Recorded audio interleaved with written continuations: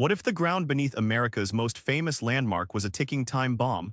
Forget earthquakes. This is a threat measured in continents. Deep beneath Yellowstone National Park lies a supervolcano, so massive it dwarfs every other threat. It's not just a mountain, it's an ocean of molten rock. If this chamber breaches, the eruption could blast enough ash to cover most of the United States, a suffocating blanket dropping from the sky. This isn't just a disaster. It's a global reset.